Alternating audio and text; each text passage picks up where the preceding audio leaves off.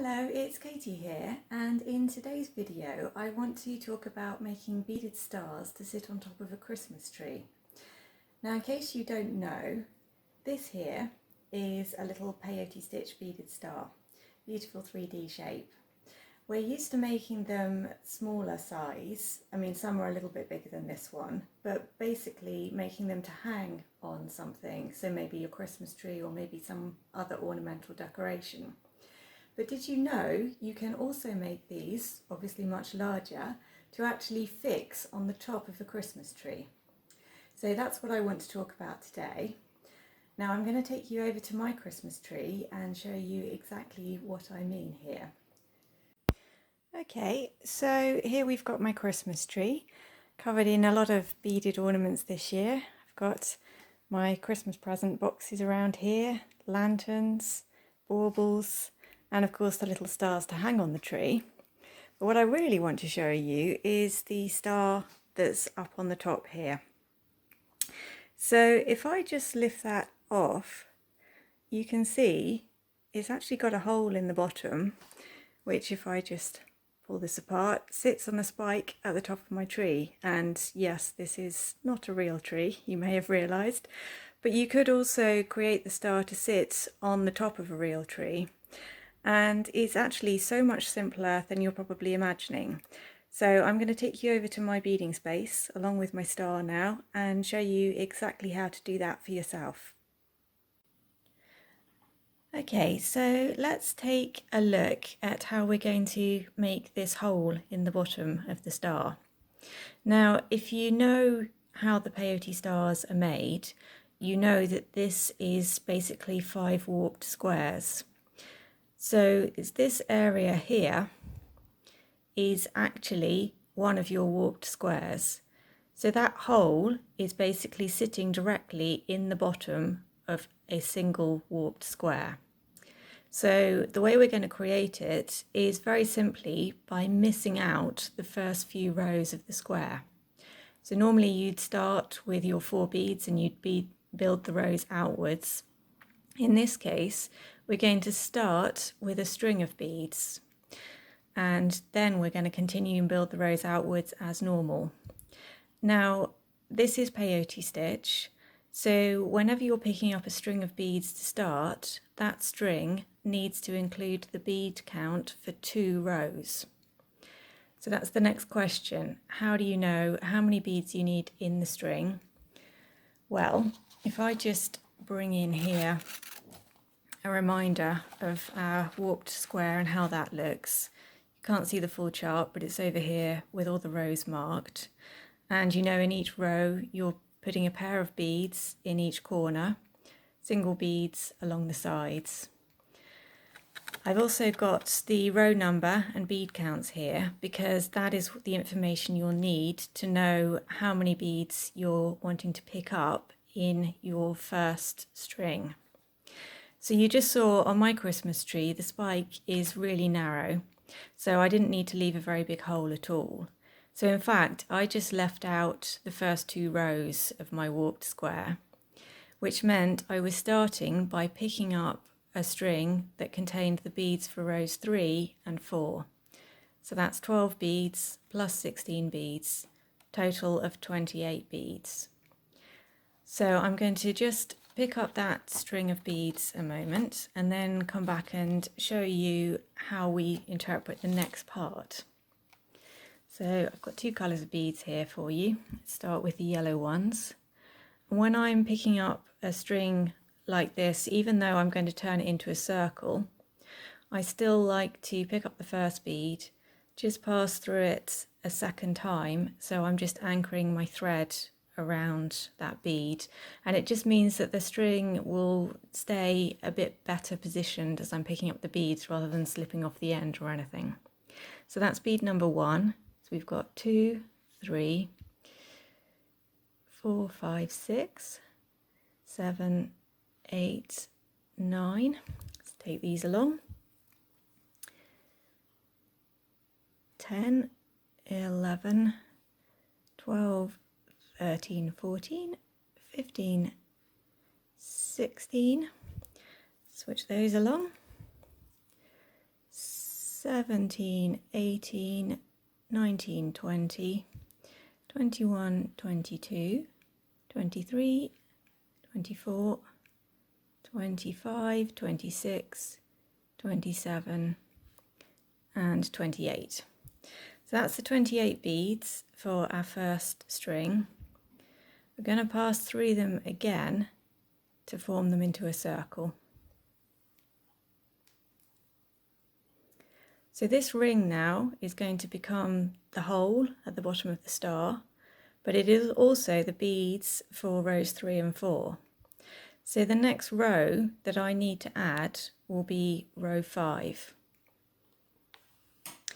Now if I just bring back my chart again, if we look at row 5, we've got a pair of beads in the corner, and then we've got 1, 2, 3 beads along each side.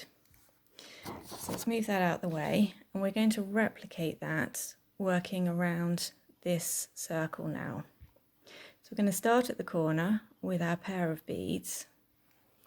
That's 2 going on the needle. Now in the corner you don't skip a bead, you go through the next bead. So let's get that in place.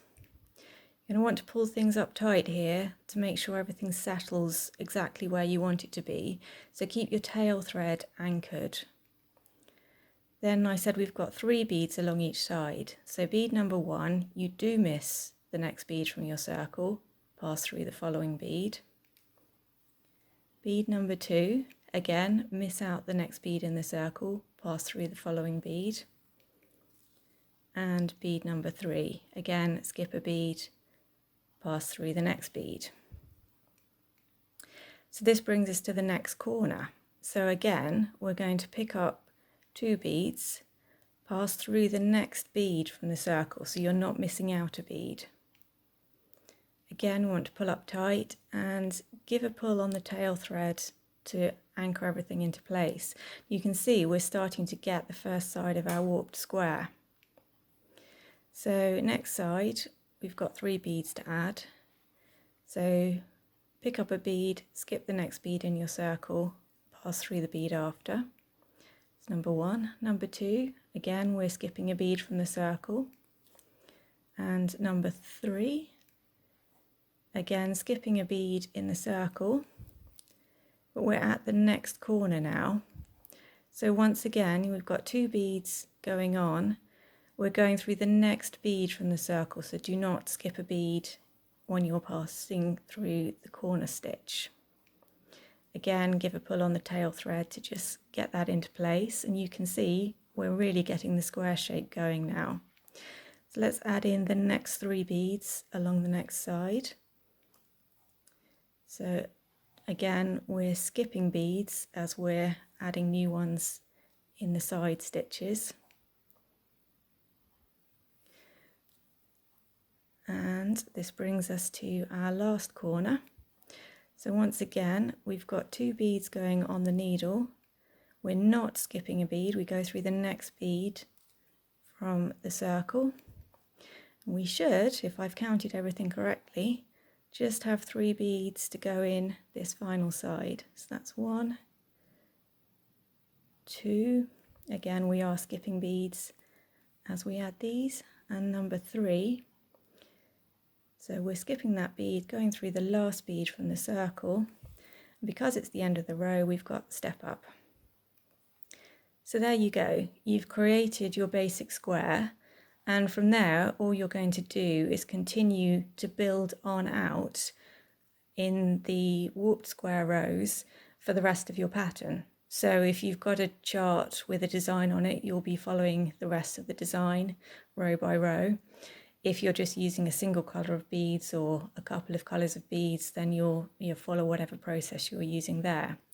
But that has created the circle that's going to allow your star to sit on top of a tree, and you're good to go to just complete that warped square, and then you'll join it on to your other warped squares to form the star as normal.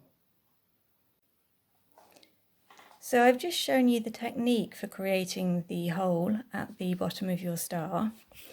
Just a reminder that my hole was really quite small because the top of my tree only needs a small hole to fit it. But if you happen to have a tree where you're actually trying to fit your star over the top of a branch, then possibly you're going to need to create a larger hole than this. So how would you go about doing that? How would you know how many beads you need to pick up for that first strip? Well, quite simply, the best thing to do is to pick up a string of beads and measure them around the tree. So get the ideal number of beads in your string, work out what that is. Then you're going to go and calculate which rows you will be missing out in order to achieve that. So let's say that the ideal number of beads for your string was 60. So you're going to look down your bead counts, and bear in mind you could be making a larger star with a lot more rows, so you might need to add those on. But look down your bead counts and remember that those 60 beads are going to form the first 2 rows of your square. So you want to divide that 60 by 2, so that's 30. So you're looking at the bead count for somewhere where you've got around 30 beads. So we're looking around here around rows 7, 8, 9. It's a case of which of those 2 rows you need to be incorporating into your first string. So if we add 32 and 36 together, we get 68. So that's 8 beads larger than your ideal size of 60, which might be okay, so bear that in mind. But if you go back the other way and add 32 onto 28, lo and behold, you've got exactly 60 beads. So you can take your 60 bead string, you know that that's rows 7 and 8 that you've got in that first string. So then you're going to continue building your square out from row 9 onwards. Now, I mean, that was a very convenient example where we had an exact match between your ideal number of beads and the actual row numbers. But imagine if your ideal number of beads was 64, we would have had a choice between 60 for rows 7 and 8, or 68 if you're starting with rows 8 and 9. So it would be up to you to decide where you needed to go there. I would err on the side of going a little bit bigger, so go with a 68. So the total of rows 8 and 9 for your first string, and then you're beading on from row 10.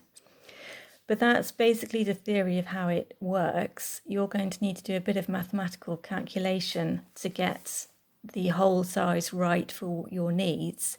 Once you've got the idea that you are looking for 2 rows next to each other that will give you the right size of string to create the hole size you need, it's really quite straightforward to do. So that gets you set up with a technique for making a peyote star that will sit on literally any size or style of Christmas tree. And you can get as creative as you like with your star and have some fun making something that's truly personal and stunning to top your festive tree. Well, thank you for watching. I hope you found that helpful.